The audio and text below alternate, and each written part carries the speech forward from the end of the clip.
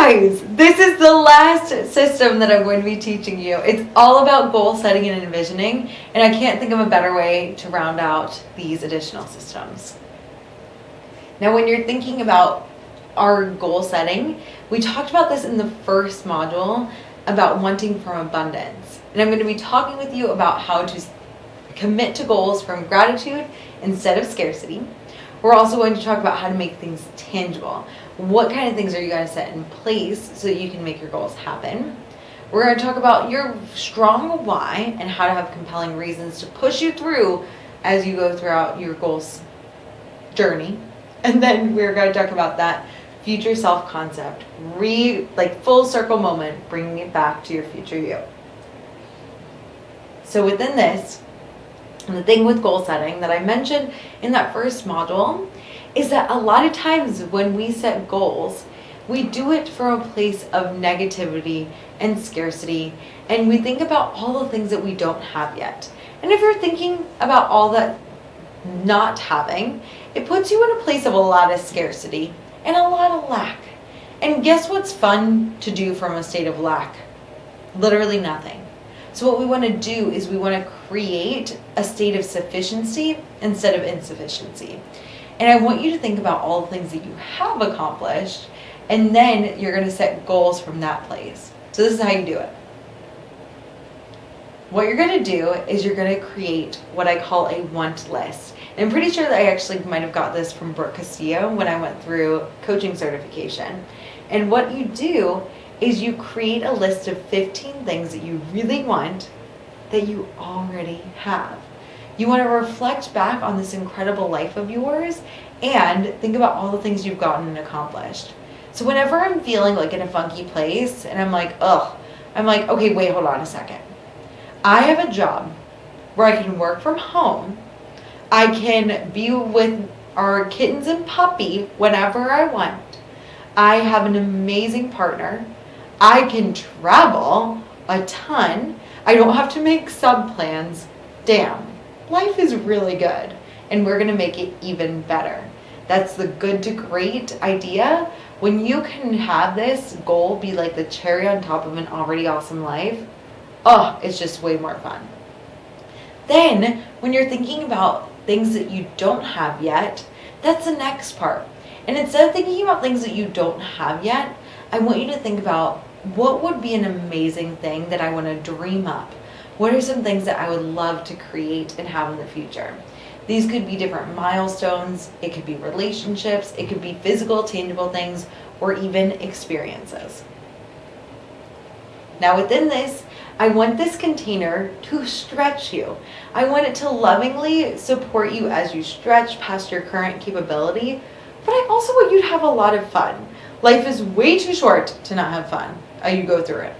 And I want you to think about, okay, this goal setting is just a fun way to grow my current capacity and my current capability to experience joy in my life.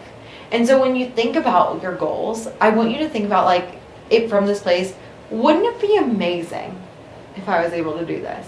Wouldn't it be wonderful to coach a person? Wouldn't it be awesome to do a presentation? I would love to sign a client. I would love to make $1,000. That would be so fun. And do you see how that is like the cherry on top when you're thinking about goals? And it feels like my life is already amazing, and it'd be really fun to want to have some more. And it's almost like learning how to want in a safe way, because I think a lot of us are told, don't want anything, just be grateful for what you have. And it gets the gratefulness, and it creates the wanting. So within the timeline, you can be like, okay, so within this many months, what would I want to do? And then you can create the number of customers, the number of clients, money earned, anything that's measurable and tangible. And then when you do that, you want to set the goal in present tense. So you don't want to be like, I want to do that. You can say I will do this. And we're going to see if I will do this within the year, I will do this within the timeline, and if you don't do it within the timeline, literally no harm, no foul, and you're just going to be able to think about I will do this in the next longer timeline. And it makes it just so much easier and more fun. So for instance, I was looking to make $200K this year, And I was not making 200K. My goal was 150. And then someone was like, wouldn't it be fun if you could make 200K this year? I was like, that would be fun. What kind of things would I need to do? And so I was like, I would need to sign 4 more one-on-one clients a month, which is not typical for me. So I was like, okay, this could work. And I looked at my group, and I would need to bring in 30 people. And I was able to, like, when I looked at those numbers, I was like, okay, even if I don't hit 200K this year, what would a business that holds 30 people in a group, what would that look like? And that is the very reason why I'm refilming the modules today. Because I know I would like to be in a group of 30 people, and I wanted to make sure I refilm these modules so that when I do have 30 people in my group, they're looking at this and they're like, wow, this is so professional, this is exactly what I was looking for, and it just makes it way more fun. So again, coming back to that motivational triad, when you're thinking about conserving energy, avoiding pain, and seeking pleasure, that's a great, again, we appreciate and love that part of our brain. But when you have goals and dreams, it can be another fun way to think about it. It switches that motivational right back up on its head. I don't know if that's a way to say that. And I want you to know that, like, that motivational triad, again, it's going to be running the show 80% of the time. So even as I set that goal to get 30 people in my group, my brain was like, they can see this is going to be fun. And then it was like, fear. No, stay safe. Don't do it. And I now recognize it's happened so much now that I'm like, oh, this is a nervous system response. And so we have to find a really compelling reason for that 20% to help take over that 80%, which is your why. What is the big, deeper why for you of why this is important to you? And that is going to be coming from your prefrontal cortex. So for you, I want you to focus on the things that can make your brain comfortable. You can think about the accomplishment triad and be like, okay, how could this give me energy? How could this be fun?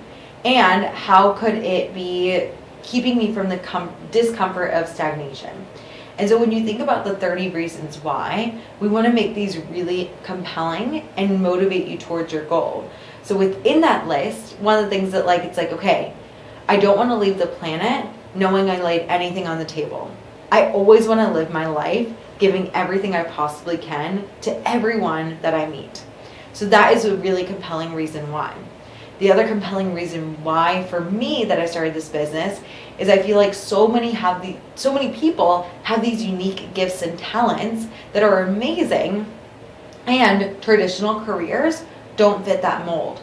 And I want entrepreneurship to become a normal career where people can feel free to express themselves and truly live their purpose. So when I come back to those deeper reasons and I'm like, oh my God, making these presentations to helpfully get these 30 people into the webinar, it makes me feel like, okay, you know what? I can do it for the bigger cause. Now, when you're thinking about that, it helps you with the long-term gratification. And when you're thinking about that, you want to develop the future self. So again, your brain is a problem-solving machine. So if you can do that, what we want to do is, if you're like, okay, I now am going to be my future self. And this is what I was talking about with the 30 people in the group. You're focusing on what that new version of you is and the amazing company that you're creating. And so you're like, ooh, okay, I'm going to think about myself when I create that goal. I'm also going to think about her during that goal, and I'm going to think about her right now. And then I get to ask myself, what is my future self thinking? What would my future self be doing? And what, giving me insight, what advice would that future self have to give me? And coming back to that coaching from the beginning. And that's, again, why I'm filming these modules right now. Now, as you are thinking about the importance of planning, a lot of us have really ambitious goals, which is awesome. Why not? Life is short. Let's dream big. However, we get like, oh, okay, how can I ever possibly do this goal? And then we get really discouraged and quit, because that's how our brains go. Because we expect that, like, the journey to the road is very linear, and it's like, oh, okay, of course. Like for me, when I was trying to hit my first 6 figures, I was like, okay, so I'm going to get $8,333 every single month, and I'm going to have exactly this number of clients and I'm going to do this. And it felt very clear. And then none of that happened and I still was able to hit 6 figures. So you want to know that your brain is going to create very ambitious and like unrealistic pieces along the way, especially if it's the first time you've done something before. A lot of times what happens is because you don't know the amount of effort it takes, you're going to be confused and you could run the risk of being discouraged or quitting.